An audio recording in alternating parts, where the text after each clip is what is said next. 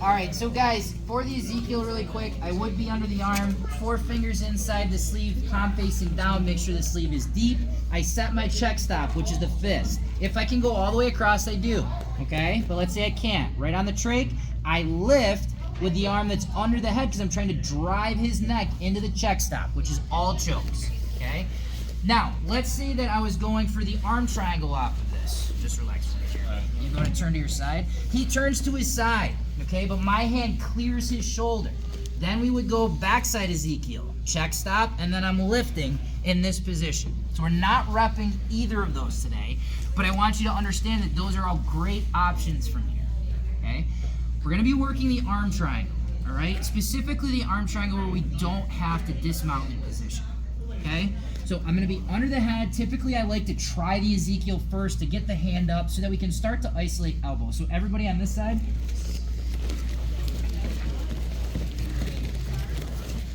So guys, I'm going to be moving in a semicircle because I want to maintain this lever. I want to be at the very end of it the whole way. So if I just try to ratchet this into position or muscle it, I will make the lever inefficient at certain points. So I want to catch at the elbow, and I want to walk it around. And partners are just going to let their hands slip by. Don't wrist lock yourselves, and don't do the telephone defense right now. Okay, we'll deal with some of that stuff later. So it's up, I drop my head. Now, I want to make sure, guys, that my shoulder area here and my bicep are on my partner's neck. So if their chin is tucked or I'm riding high and I'm above that point, this is a very difficult choke to finish that. So if we are high, make sure that you guys settle back down so you can set your shoulder into that space, okay?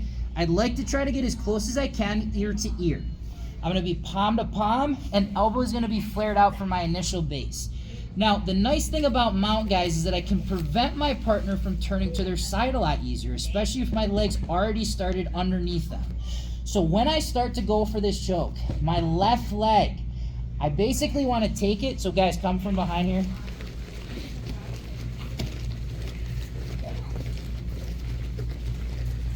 So normally my ankles are crossed. When I get ready, I'm basically going to be doing a leg curl with my heel here as I start to drop my hips. So Jeremy, go to turn away. It's very difficult because I'm constantly doing a leg curl against his thigh and hip, okay? I try to get as low as I can, keeping my forearm glued to the floor, and then I'm just rotating pressure into here. So we're down low. Hip starts to come down, and I just force him into my neck, into the arm. There's the choke. Now, I never want to start 100% squeeze when I am going for an arm triangle here. Because if I start 100% squeeze and it's not quite tight enough, or I'm not getting enough crank in the position, he's going to know that, and he knows that he can just wait. So if I slowly start to squeeze more and more and more, they don't know where the ceiling is for the squeeze. And you can mentally fuck people with that, okay? Because they don't know how hard you can squeeze because you're not starting squeezing at 100%. So they can't think like, oh, I'm just gonna hang out through it.